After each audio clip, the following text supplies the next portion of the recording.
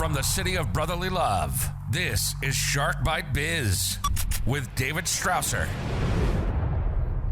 You just arrived to the newest episode of Shark Bite Biz. I'm your rockstar wannabe host, David Strausser. This is your place to learn how to grow a business during complete global chaos. Today, it's the season 5 finale. I think it's episode 181.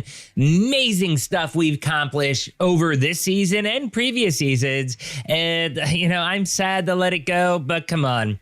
I want you all spending that quality time with your family over the next couple weeks, starting the year off right. But don't worry, Shark Bite Biz will be back on January 9th, 2023 with season 6. And we got some amazing guests on schedule to kick off that rock solid season. So let's get back to today's show. We got an awesome woman on.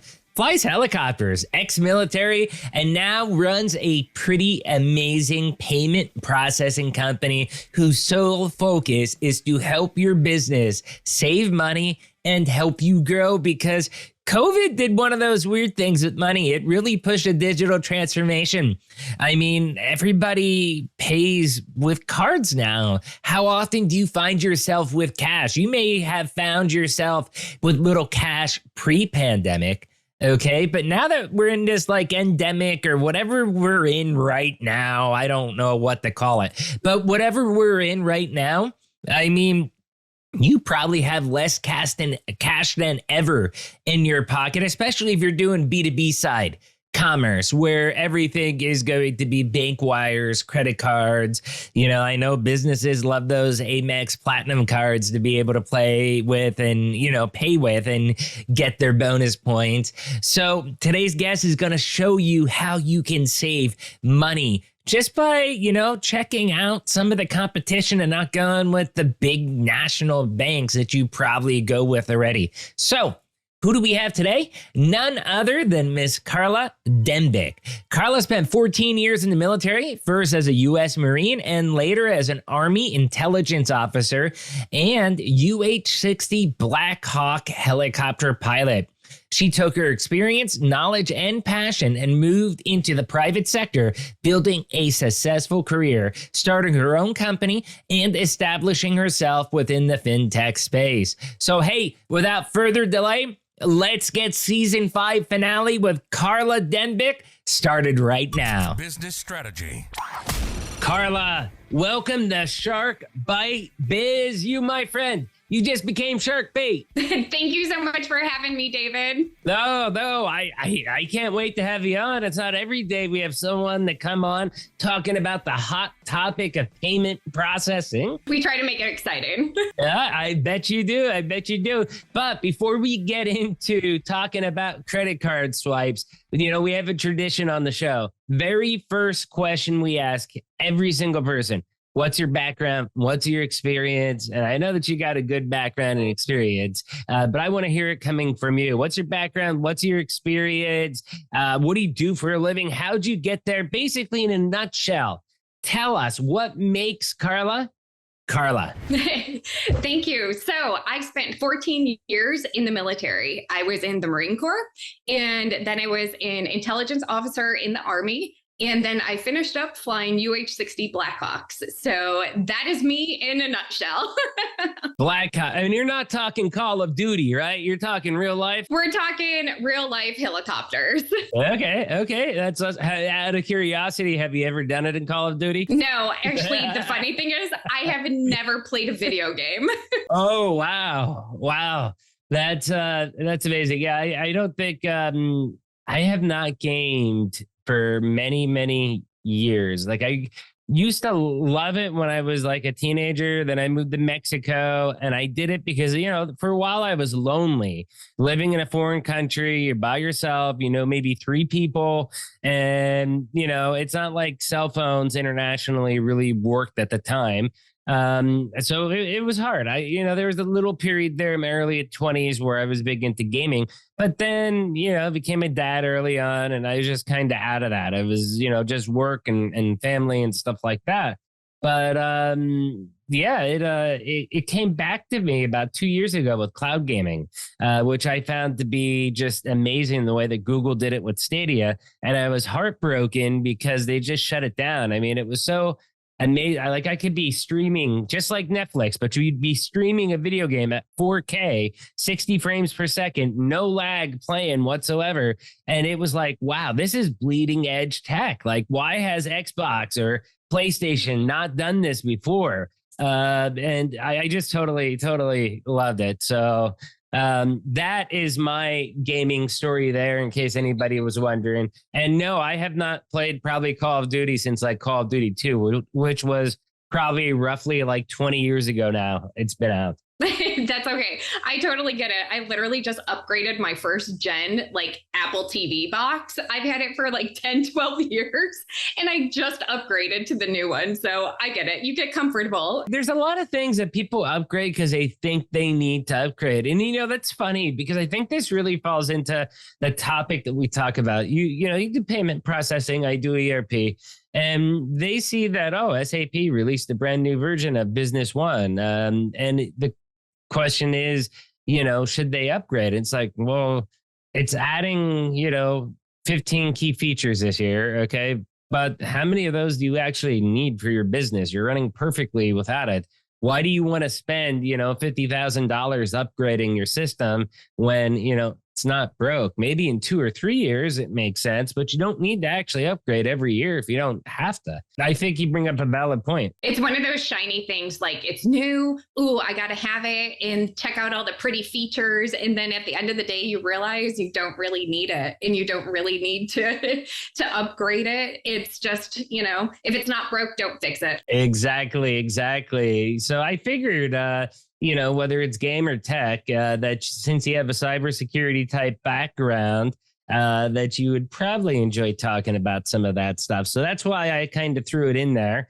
But one thing I did want to, talk about with your past that I found interesting, and then we can start talking about your present, is that you were also like the Army intelligence officer. You see all these movies, all these TV shows, and they portray intelligence or the CIA one way, and then you might see military intelligence portrayed either similarly or maybe it's completely different with a different set of rules and engagement. I mean, what is actually being an Army intelligence officer? How similar is it to spook at somebody like the CIA? Can you tell us stuff about some of those differences? I could, but then I might have to kill you. So that's what I was waiting for. Got our own 007 here. There's so many different facets of intelligence, right? It's multifaceted. And there's just so many different things that you can do within the field of intelligence. And I mean, it's a lot of fun. I wanted to do it. I was all into the Mission Impossibles, the 007s when I was in high school. And I was like, that is what I want to do. And I had a friend, a family friend in the Pentagon at the time. And I was like, this is what I want to do. And he gave me the roadmap to go and do it. He listed out everything I need to accomplish. And if it wasn't for that, I would have never been an intel officer. And there's, with everything, right? With every job or idea or, thing that you're doing, there's always the great side, the glamorous side that everybody sees, all the shiny stuff. And then there's the really boring paperwork side that is like, oh my gosh. Hold on. You're trying to tell me that there's actually bureaucracy in our government? Shocker. I know. Total shocker. Wow, that's really cool. A quick story. When I was young, they had a program where you could join in high school, the military, and it was weird because for someone that did not, I forget what the military test is called to enroll. Yep. For someone who did not study or prep for that at all, okay, I did really, really, really good, okay, and was totally able to pick basically any job except for like the nuclear engineering. And this was with the Army as well, too. So it took me all the way up to that level. And they were trying to get me to be a mechanic. And I'm like, no, like I want to go into, like I wanted to go Army intelligence, stuff like that, because it was showing. And nope, you're going to be a mechanic. So I ended up signing up for a mechanic. And then, I did all the basic training, past basic stuff like that. But I still had to return back home for high school. And I had a clause. I was able to eventually actually get out and just get discharged because throughout that year, I realized that, the recruiters, everybody, they just lied to me. And it was weird because they didn't have to lie to me. Like they could have told me the truth. They could have said things like the right way. And I would have been fine because I was willing to say yes to anything. I just wanted the right expectations. And I was so bummed. I mean, I kind of think, and this is, a year before September 11th ever happened, how different my life would have been had I just didn't have that reality check and was like, yeah, they're making you be a mechanic. You hate working on cars. Like, why would I want to be a mechanic? And I could be so much more and better. Like, you need to get out. So, because I had to do it, there's a certain date that I had to, because I was still a minor at the time. So that's where I think the rules were a little bit different than had I been an adult. It might be a little harder. But with being a minor at the time, I had a little bit more flexibility in getting out for different reasons. And I ended up having to pull those strings to actually get out. But so much of a bummer. I mean, we could have served together, being intelligence officers and fist bump it. Yeah. Funny thing, I joined the Marines when I was 17, and my parents had to sign the papers for me. And I wasn't even officially graduated from high school yet, and I just took off. Yeah. Wow, that's crazy. I mean, same here, except for me, I believe I was 16 when it happened. You got to remember, I would have been 18 when I graduated because my birthday's in May. Okay, so I was 16 when it happened, and I had to go to basic training.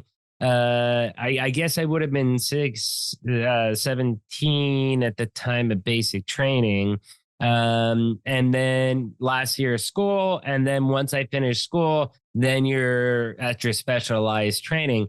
And I had just X amount of days once basic training ended in order to pull some of those triggers. But yeah, my parents had to sign all that stuff. And we ended up pulling the triggers and reneging on the contract because I did not want to be, and the weird thing is that they allowed me to kind of just get out of the military instead of being like, okay, since you qualified, we'll put you in intelligence. You know what I mean? It was weird. Like they didn't even try to negotiate. It's like, okay, you don't want to be in? Okay, get out. Good riddance. I expected, and we expected that if I pulled the triggers, like I was trying to play hardball with them, but that I would have gotten the position that I wanted. And nope, that was not the case at all. They basically said, sayonara, like they just didn't want me. They're like, bye, Felicia. Yeah, pretty much. So that was my short-lived military career. But that's kind of crazy there with everything. So I wanted to ask you that, but let me ask how you go from flying Black Hawk helicopters and working military Army intelligence to now being in the Phoenix payment processing company where you work, but in the payment process industry altogether. Yeah, right? Talk about a total 180, huh? Yeah. Hey, we get that all the time. And that's why I love interviews like yours. We had a funeral director who now does fitness class. What? That's awesome. I know, but as I'm thinking about it, it made me burst out laughing because it's like, I don't know. I guess he just sees so many of these dead people that it's like, I want to teach fitness. We're going to stop, I don't know. But yeah, we've had a lot of awesome guests that have done some career change. Some have done 3 or 4. So I'd be interested to hear about your career change. Yeah, so this kid right there, that's how I got out. I had my son, and it was, goodness gracious, it was in less than a 1 year period. I just came back from Afghanistan, found out I was having my son, went into the corporate world, and had a brand new baby in less than a year. So it was like a whole tornado effect going on. So hold on, how did the military take that you were having a baby? I mean, how were you done with your contract and obligations, and were you free, or did you have to kind of finagle something out and get out like I did? No, so I was done with all of my time. I spent 14 years in, so I could have stayed, but I'm a single parent, so it wouldn't have been very feasible for me to keep, deploying overseas and leaving my son at home with his grandparents. Like, that's a tough decision to make. Yeah, I mean, it was a tough choice between what you love and your kid. But I can definitely say, I mean, anybody who says that you're, made the wrong choice would be crazy, because I think you definitely made the right choice. And that's where, a lot of people talk about fairness in the workplace and stuff like that. And I think that that's one area like you're talking about is one of the hot issues that people don't really understand, that type of nuance as far as, like single mother, or hey, it could be a single father too. But I think it's a little bit different with a mother, because you have the whole pregnancy part of it too. But I don't know. I just thought food for thought. I brought it up for people to think about out there. Yeah, no, exactly. I mean, it's a tough choice, but we find people can find themselves making those hard decisions in any aspect of life. I mean, truly, you come to a crossroads, and it seems almost every decade, every 5 years, you're coming to a crossroads and you're like, should I go this way or should I go this way? What's the best decision? And everybody, I think, can relate to that. So it's just because it's, for me, it was having a child, it could be something different for somebody else that they're like, I get that, making a tough choice or a career change and being a little nervous about it, or terrified in my case, like, oh my gosh, all you know is the military and now you're into corporate America. Well, it's kind of like, is the grass greener on the other side? And sometimes it is. And sometimes you find out that it's just a bunch of worms and mildew. Yeah, exactly. Or how my dad says, it's the septic tank if it's greener. Oh my God. I've never heard that one. I will definitely be using that on future episodes. You can give him a call. I call him the bumper sticker dad. He literally comes up with one-liners that should be bumper stickers. That's funny. That's funny. So how did you specifically then end up, okay, you're in corporate America. I'm sure that you probably had to do a couple jobs here or there, but I mean, if you were in the military for 14 years, okay, won't obviously disclose your age, but you're still got a 3 in front of it. And we know people that do math can figure that you joined at 17 and you were in there for 14 years. So you had a couple years that you were in the corporate world. How did it come about that you were like, hey, I'm going to start my own company, Phoenix Payment Processing, because you are the founder / owner of the company, right? I am. Yeah. So I spent probably a good 8 years in corporate America, and I learned digital payments. So I worked for some of the top digital payment companies, and I worked in cybersecurity, information security, and I really loved the whole digital payments side of the house. And so I got to learn it a lot more, and then realized, you know what? I think I could probably do this a little bit better just by having all the connections that I have, and, treat people the way they should be treated and help business owners save money. Like, my parents were small business owners my whole life. So I saw what they went through. And a lot of my friends are entrepreneurs and have very successful businesses. And I'm like, you're paying like 2 mortgage payments by just taking a credit card. Like, that's ridiculous. The fees. And so I figured out, you know what, I could just do this myself, and launched it. And it's been fantastic. It's been a wild ride. I'll say that. That is an amazing story, amazing pivot. And it's kind of like one of those things I would sum it up maybe like a little bit like happenstance. It just, you happen to be working in an area and it's like the light bulbs clicked and you were like, hey, I have the connections. I can do things that are better. It's not rocket science, but even if it was, considering you can fly Blackhawks, I'm sure you'd be fine. And you just connected all the dots, and it just sounds like it worked out for you. Because I mean, payment services, the credit card fees, a lot of people, they're used to just paying with plastic anymore. I mean, honestly, I don't remember the last time I had a dollar bill in my wallet. I have, in fact, I don't even use a wallet anymore. I just have, Ridge titanium steel card thing with probably one too many credit cards in there. But,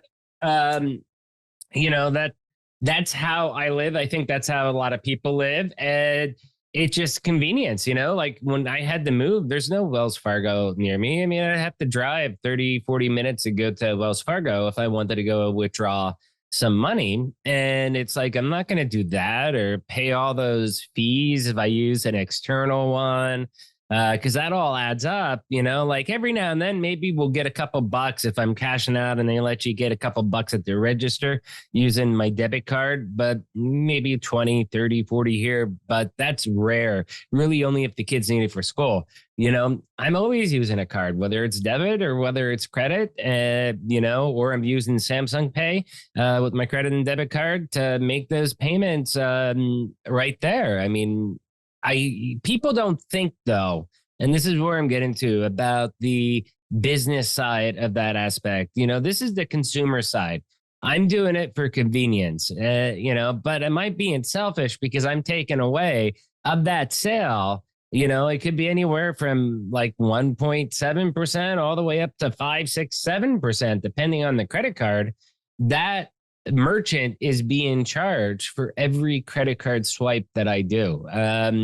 Explain that business model a little bit, so that way people listening can be a little bit more conscious when you're going into a mom and pop store and you're thinking, paper bills or plastic card, which one would be more effective for them? Well, if it's my client, I would say pay with a card so I get paid.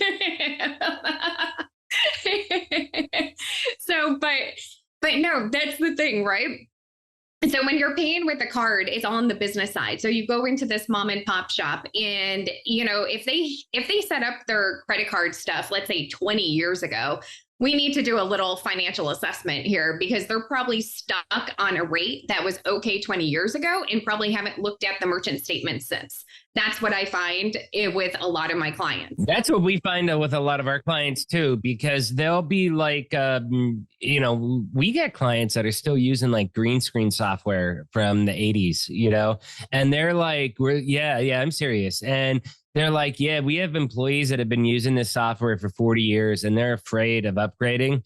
And we're like, well, Nancy's not going to be here for another 40 years. I could tell you that, we need to upgrade this software and we'll train everybody how to do it. But yeah, whether it's software or it's payment processing, there's a lot of companies that just don't think forward. They think of that stuff more as this is how it's got to be and that it's a burden. Yes, exactly. Because nobody likes change. So that's what we find out. They're like, no, everything's familiar. I like it the way it is. I don't want to change because they think it's going to be a problem or this huge thing when it's not. It's very simple. I've got to admit, now, look, I'm not taking a swipe at you because I'm pretty sure you'd be able to kick my ass.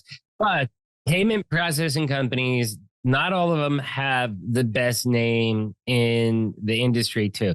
There are some fly-by-night type-ish companies that just like in our industry with ERP, same thing, and unfortunately those bad cookies gave a bad name to the rest of the industry. So how do you combat against that? Yeah, so most of those companies are actually raising their prices here in the next month or so, and they're going up even more. So even with the bad cookies, It's just, we work to vet our partners and our clients. I only use people that I personally have dealt with in the past that I know are good to go. I don't use anybody or any other partnership outside of that because it's such a bad name. I mean, it's a pretty cutthroat thing. What specific part of the business are you talking about with who you go to? You're talking about your clients, or are you talking about the technology, the processor that's involved, the gateway, stuff like that? Exactly. Technology, the gateways, the processors. We vet everybody to make sure that the people that I'm doing business with to set up a client, that they are 100% good to go. There's no shadiness involved, and we can get our clients the best rate. These are partnerships that we have worked out and took almost years to vet some of them in order to bring the services to my clients and my merchants and offer them the best. But, it's, so everywhere you go, there's always a bad egg, right? Always, in no matter line of business, whatever you find. But if you go with somebody who's reputable, who has a good track record, and you just don't go fly by night. I know there's a couple companies that a merchant has constantly switched and they just kind of shut down. So, you have to do your research. And I find a lot of people just don't. They just go with the new shiny thing because the website looks fantastic. And then on the back end of it, And that's the deceiving part about the website. A 2-person shop that literally is a scam can look like it's a Fortune 50 company if you have the right web design. And that's kind of evil, but it speaks to people, I think, a little bit too, that, how dumb are we that as a species, we chase that bright, shiny object? You know what I mean? It's like, we're basically just meat suits and just going after the shiny new toy. Whereas if we just took a step back to actually think about what we're doing and look at numbers, it'd be like, wow, okay, we can save a ton here. Or you look at the contract, wow, we're actually getting screwed here.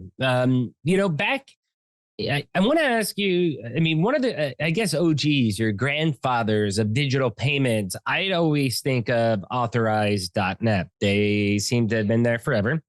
And I remember when I was working for my dad's company back 2001, 2002, helping him turn his, he was basically not a fly-by-night. He was well-established. He was around for 30 years. But it basically just paid for him and his crew. And it's like, no, let's turn this into a real business to where you can have staff and stuff like that. And within 4 years, we were up to $1 million in revenue, which was amazing growth. But one of the first things we did was I made a payment portal, and I built this from scratch by myself, had to learn how to install an SSL certificate. And then I kept trying to do charges, but I'm like, why isn't this working with Authorize.net? And I'm talking with them, and they're like, you guys are a construction company. Like, why the heck are you doing this? This makes no sense. And I'm like, well, I want people to pay online once they make their decision to go with us before they change their mind. And they're like, are people going to do that for you? I'm like, that's my problem, not your problem. Just tell me what's wrong with the dang code. And, we went through it, and within a couple more hours, I was able to, probably one of the first regional contractors ever to have digital payments right there online, that they can see their contract proposal, like, yep, okay, 50% down, make the payment right there. They get emailed their receipt. I thought that was pretty cool. Now, today, that might not sound impressive. That's standard operating procedure for anybody. But back in 2002, I think that was pretty cool. It's probably one of the first companies. Nobody started taking online payments till maybe playing around with it around 99. And then once 2000 and so hit, which doesn't seem that long ago in retrospect, but it is. It's like 22 years ago. And it's like now digital payments, it's on your phone. I have it on my watch, my Starbucks app, and just, and Disneyland has a new watch for it too, and it's all digital payments. And, it's funny. We were talking about the effect of COVID on a business. And for some reason, the Church of Scientology is a big fan of this show, and they keep sending me guests. But the guests aren't members of the Church of Scientology, just in case you listeners are out there wondering. It's non-secular in their point of view. They just try to help good people that have good messages. And one of the people that they brought me was Mr. Jim of Mr. Jim's Pizza. And he was telling me, this was interesting, that he had mobile payments, he had order online, all the delivery, all that stuff on his website since 2008. Okay, maybe it was 2009, but it was 2008, 2009. He was like, I was the only and the first one to have that out there and available. Guess what? We might have gotten like one order a year off of it. Then COVID hit. Then everybody started using it, and I finally got an ROI. It was, 10 years later, but I finally got an ROI on it. But up until COVID, he's like, nobody used it. And he was because he believes in being an early adopter of tech and bleeding tech when it makes business sense. And the way that things were going, he was definitely like, yeah, people were going to do that. It's weird. COVID is so weird for many different businesses because it took COVID until we adopted things that in 2022 are normal, ordering pizza off a website. Whereas in 2019, it wasn't as normal. It was starting to get there, but people still weren't doing it every day like they do now. Crazy, isn't it? It is. I mean, I think it just launched things light years ahead of where we would have been if it never happened, if the pandemic didn't shut things down. I mean, within 2 years, we have expanded almost every industry, probably 20 years down the road of what we would have been, because we're slow moving. Soledad O'Brien on this show, when she came in earlier in COVID, and she was like, it's hard to say that there's good things with COVID because there are a lot of people that did die due to the disease and stuff like that. But from a business standpoint, there are definitely things that as a result of the negativity of COVID, but it changed, it gave us positive things on the business side of things.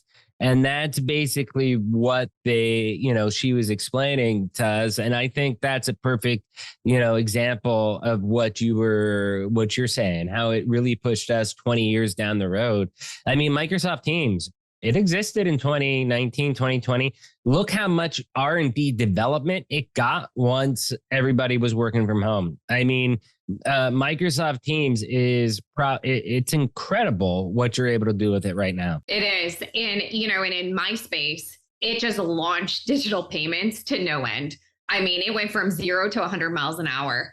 And the innovation that we see coming out of the pandemic and the individuals finding their creativity or finding different areas that maybe they would have never found before. Yeah. And, just the innovation, the creativity that's coming out. I mean, it's incredible, what people are capable of. Yeah, no, it is. It is. So one area I want to talk, I have two main areas I want to talk to you before we head out of here. The first one is crypto. Yeah, you even heard that Elon saying with talking about revenue share with subscribers, think of Washington Post. Well, that's probably a bad one because Bezos owns it. New York Times. Okay. So if someone views it using Twitter Blue and they view the article, read the article on New York Times, they end up giving them one Dogecoin or something like that. And New York Times be like, well, you're taking subscribers away from us. And Elon's like, no, we're not. Because those people weren't subscribing anyways. They only wanted to read that one article. And if it's behind the paywall, they're not going to pay just for that one article or 2 articles or 3 articles a month. They would rather not read it, which is true. That's how I am. So he's definitely, I think the way that he thinks about crypto and pushing the crypto out there, I think it's going to turn crypto into more digital payments. How do you see the crypto? Now, I'm using that as an example because it'll help, with the SEO for the video.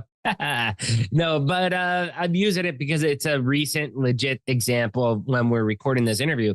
But how do you see the crypto working into payment systems for businesses right now and future state? Yeah, well, Elon is just a visionary. So, I mean, I pay attention to what he does because he's always years ahead. And, crypto is so volatile. And we have to go back and remember that our banking system has been built on a 1950s technology that hasn't been updated since. It's the same system and the same things going through. But they are investigating the USD coin, the United States dollar crypto coin. That would be a newer technology. Yep, it would be a newer technology. But on the banking side of the house, it's still 1950s tech. Well, if they did that, wouldn't they go to maybe blockchain, you think? If they start doing their own thing, I mean, they would do blockchain, because that's the one big thing with crypto that I think people don't understand is that you can track everything. Okay. People, they would like to say, oh, people use it for drugs or to hire a hitman to off their ex or something like that. And it's like, no, that's not actually, like, you can track where this now. Yes, it's possible to lose the trail because they get dispersed into so many, but you have to be so smart to do that. It's very hard. Most people aren't that smart, and it is very trackable. It is. Everything has a digital footprint. So you just follow those little footprints to where it leads you. And, there's so many different solutions for crypto that is out there that people can put on their website to pay, but not a lot of them. Like, we were looking at a crypto solution, but because it's so brand new, it just hasn't really taken off yet because there's so much just unknowns about it of like, how are we going to use this daily as more of a digital payment? And it's just all over the place. It's hard if you're trying to buy, like, let's just say it's $100 item and you bought it today, $100 worth of crypto.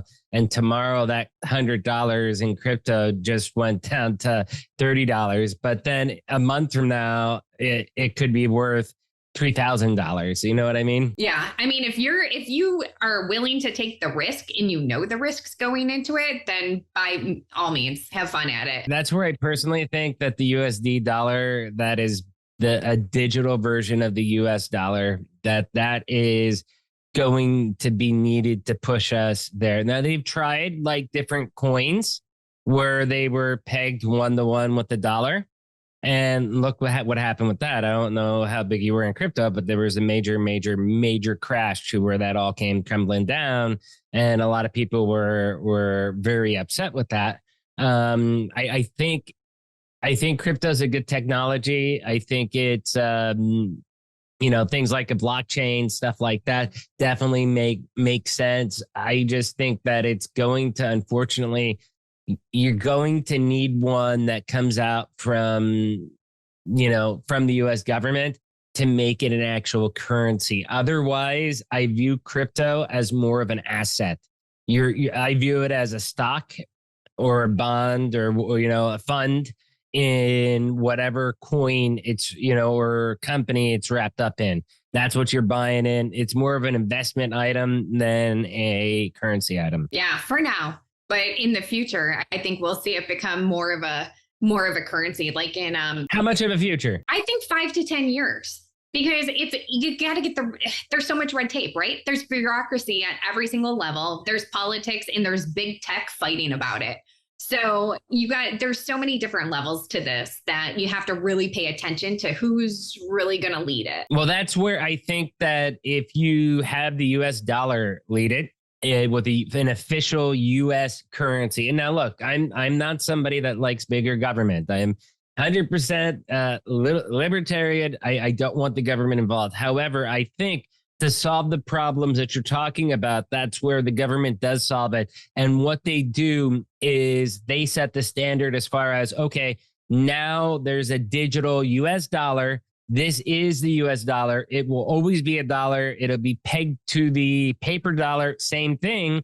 And then these other coins, currencies, whatever they want to call themselves, can be pegged to that digital US dollar. And I think that is going to give it the stability that it needs for those other coins to be able to work. So unfortunately, this might be the only time in my life where I'm saying that government is better at something, for the record, but that might be the solution we need in order to get that started. Quite possibly. But if we're relying on the government to do it, let's give it 50 years to get it going instead of the next 5 to 10. That's totally true. Last question I want to ask you before we get all your contact info is, say you want to change processors. Maybe you've been with someone. Okay, what are some signs of changing processors, and how hard or easy is it to actually change processors? Yeah, depending on what people have right now, it's not that hard to change a processor. It's just very simple back end. You type in an API key. If we want to geek out for a second, it's a little API key and a code to change the back end of something. And then you're not paying those ridiculous fees. So if somebody wanted to change it, it's not complicated at all. And I try to make it as easy as possible. How long does it take?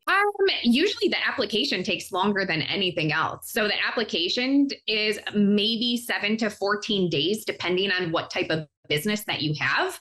The implementation is maybe an hour. Do you hook up to any systems natively, as far as whether it's QuickBooks or any SAP solutions or, Oracle solutions, Microsoft solutions, anything like that? Yeah, we do. We can integrate with over 150 solutions. It just depends. And there's so many different types out there that I have to look at the integration, but as long as it's open, as long as the code is open and not closed, then we can integrate. That's what I like saying about our software solutions, that, hey, as long as we can get data in or out of the system that you have, like, you can pull it into ours. It's easy. But okay. Hey, Carla, this has been amazing. We've talked about a lot of crap today. Yeah, we did. Yeah, fun.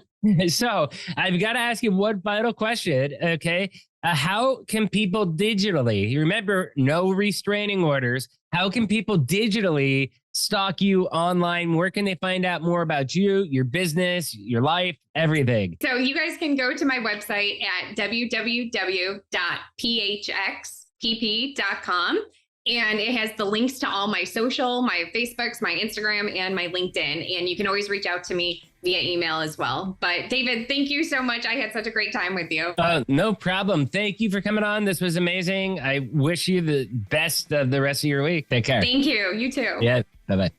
Wow, that was an incredible chat with Carla, right?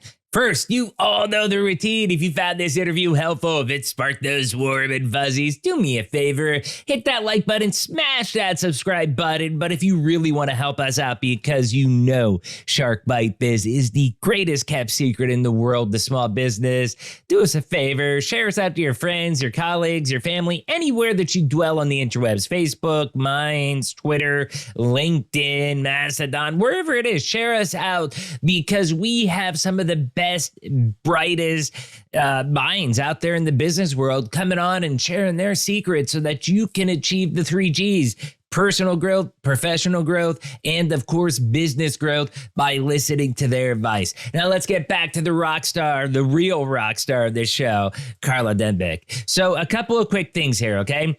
Carla, first, I've got to say, amazing career, but most importantly, amazing career transformation.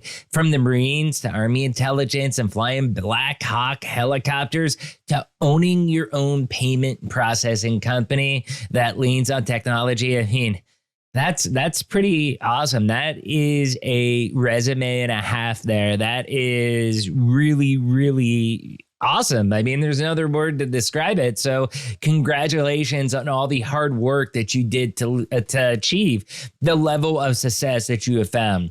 Now, to the financial side of things, for the business growth part, okay? Many people use big national banks to process their payments, or they have a company that they've been working with for years and they're just too lazy to change. You may have the best rates. I mean, that could be true. The rates you have are the bottom of the barrel and there's no savings anywhere to be found, okay? But chances are you don't. Invest an hour or so just checking alternative providers. If you are doing some sort of volume, even if it's just a fraction of a point that you're saving, again, if you're doing volume, that could be six figures in savings or more for your business. You know, $1 here, $1 there, that all adds up, okay? And it could be adding up to be huge sums of money. Anyways, awesome stuff, Carla. I love your story. And while you aren't carrying out missions for the military anymore, you are on a mission to help businesses use technology to save them money on fees. Please check out Phoenix Payment Processing to find out how you all can save money today. Question of the day. How long have you been with your current payment processor? I'd love to hear those stories down below. Leave a comment on YouTube if you're watching there. Remember, do you want to be on the show? We're getting our season 6 interviews scheduled now. Interviews at sharkbitebiz.com. If you're watching on YouTube, join the channel. $3 a month, you can become a baby shark, or you just want to say thanks for this amazing episode, hit the heart with the $ button underneath the video. Give a super thanks, whether it's $1 or it's $50, it doesn't matter, but every dollar helps us carry out the mission that we have, as mentioned before, with the 3 G's of helping people grow. So you all know this by now, but I'll say it once again. I'm David Strausser. This is Shark Bite Biz, and we'll see you all for the debut of season 6 of Shark Bite Biz on January 9th. Happy holidays. Celebrate whatever you celebrate. Have some family time. And again, we'll see you for season 6 on January 9th. Happy holidays, everybody. Cheers.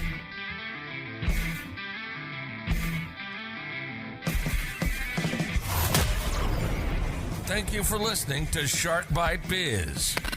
We hope you got some insightful info from this podcast. Be sure to subscribe to us through your favorite podcast app and visit us on the web at www.sharkbitebiz.com. How has business changed for you in the 20s? Email us at podcast@sharkbitebiz.com so you can join us and share your story.